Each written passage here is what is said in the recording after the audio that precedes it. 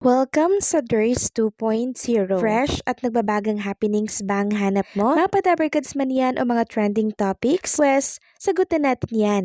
Kaya naman isubscribe nyo na ang ating channel para sa mga nagbabagang balita everyday. Welcome back again sa ating YouTube channel mga kadabarkads. And for today's video, ang pag-uusapan natin ay tungkol sa mga importanteng ganap sa loob at sa labas ng Itbulaga. At unahin na nga nating pag-usapan ang tungkol dito sa special birthday celebration po ni Roel Carino dito po sa Itbulaga Studio. At kahapon pa lang po mga kadabarkads, inanunsyo na ni Bossing Big Soto ang tungkol dito. Habang kumakanta nga po ang Dabarkads natin, pinaista po ni Bossing Big Soto ito dahil meron pala siyang magiging announcement para kay Roel Carino. At ngayong araw nga po ng Sabado, gaganapin ang special birthday celebration ni Roel Carino sa Itbulaga. Dahil isa rin po si Roel sa nag-uwi po ng karangalan nitong nakaraan lamang. Alam naman natin na parte po ng Itbulaga o ng TBJ Production si Roel Carino, kaya isa na rin po siya sa talaga namang bibigyan ng magandang birthday dito po sa Itbulaga Studio. Sabi nga dito ng Itbulaga, mas pagiging special ang Saturday dahil birthday celebration na ng ating bunso Roel Carino. Abangan daw ngayong araw sa Itbulaga, mga Kadabarkads. At kahapon din mga Kadabarkads, natutukan po ng kamera ang panauhin po na bumisita sa Itbulaga Studio. Walang iba kundi po si Direk Tony Y. Reyes. Teka, sino ba si Direk Tony Y. Reyes? Isa po siya sa pinakamatagumpay at pinakamatagal na pagpa-partner sa industriya ng pelikulang Pilipino. Kilala po si Reyes bilang direktor sa likod ng marami sa mga blockbuster comedy at fantasy film ni Bossing Big Soto. Si Bossing Big Soto po at itong si Tony Y. Reyes, mga Kadabarkads, nagtutulungan sa maraming project. Kabilang po dito ang Enteng Kabesote, Okay Ka Perico, Ano Ba Yan, Once Upon a Time in Manila, Love and Kisses, Beauty si Daddy, Beauty si Mommy, Bakit Ba Ganyan, Double Trouble, Let's Get Ready to Rumble. So ayan po, ilan lamang po yan mga Kadabarkads sa mga nagawa po niya na mga proyekto. At marami nga po ang natuwa dahil bumisita po siya sa Itbulaga kahapon. May mga nagtatanong na ano daw kaya ang dahilan.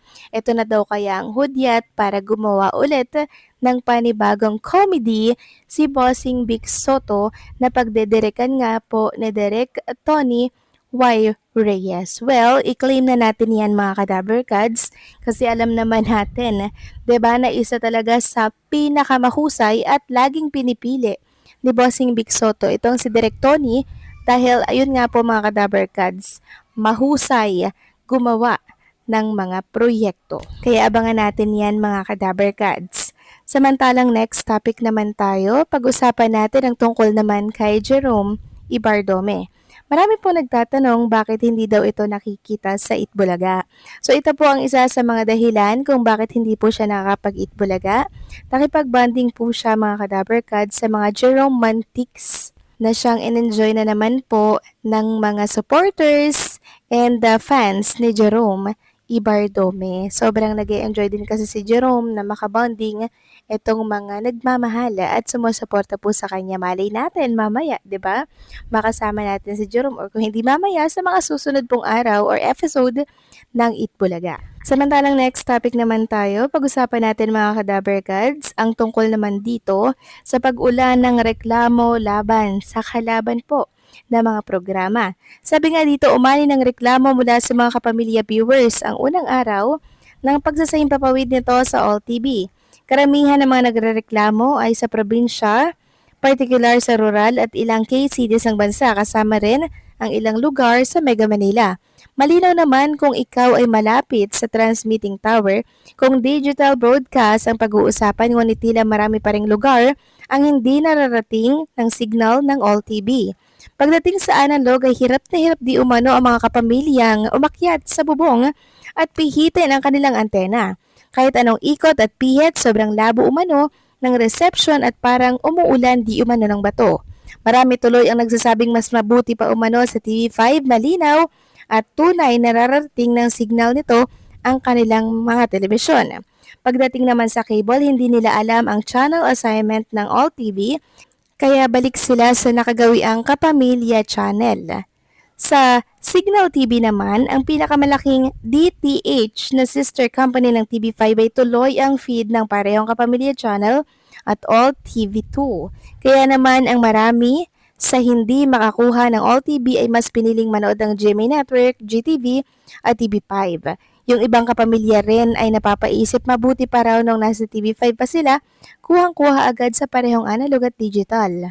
So ayun na mga kadaber gods, no? Inulan po ng reklamo itong Katapatan po na channel and or mga programa dahil nga po hirap na hirap ang mga kababayan natin sa probinsya na mapanood at makuha ang signal ng All TV. Dahilan para po bumaba rin siguro ang ratings ng mga programa lalo na po ang Katapatan po na programa ng Itbulaga kasi sinasama po nila yan mga kadaberkads yung ratings doon po sa All TV. So ngayon, parang ang laban na lang, 1:1 na lang mga kadaberkads. Pero yung 1:1 na yun, maliit din po ang nakukuha ng It's Showtime sa GMA Network. Samantalang isang noontime show nanganganib hindi i-renew ng GMA Network. Ayon kasi dito sa isang write-ups, ang katahimikan ng GMA ay nakakabingi para sa mga fans ng noontime habit. Sa kawalan ng kumpirmasyon, sa renewal lumalakas ang bulong-bulungan na baka may kapalit ng inihahanda.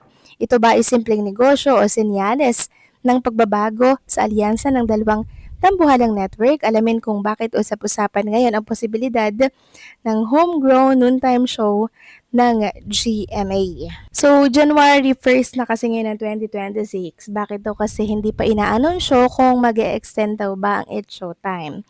So, tayo naman hindi pa tayo nakakabalita kung ito ba ay hindi po i-extend or i-extend ng GMA Network. Wala din tayong nababalitaan na kumpirmasyon na hindi na po ito i-renew ng naturang network dahil wala pa rin naman po silang ginagawang noontime show na ipapalit sa It's Showtime. Pag nangyari po kasi mga kadaberkads na palitan na itong It's Showtime sa naturang network, syempre, 'di ba? Masihina po ang ratings ng It's Showtime. Plus, mahahati po mga kadaber gods ang viewers. Mapupunta sa bagong programa ng GMA na noontime show. Mapupunta naman sa It's Showtime, syempre sa Itbulaga. So, magiging tatlo, 'di ba? So, ibig sabihin, maghahati-hati doon yung mga viewers kung saan nila gustong programa.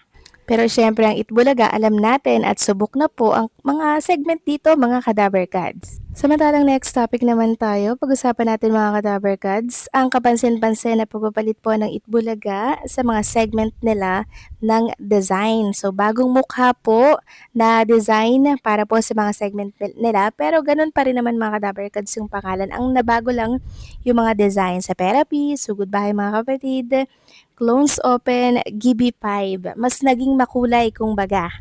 At in-enjoy, nagustuhan naman ito ng mga Dabarkads natin. So paano mga Dabarkads? Hanggang dito na lang po ang update natin at maraming salamat sa patuloy po na pagsuporta.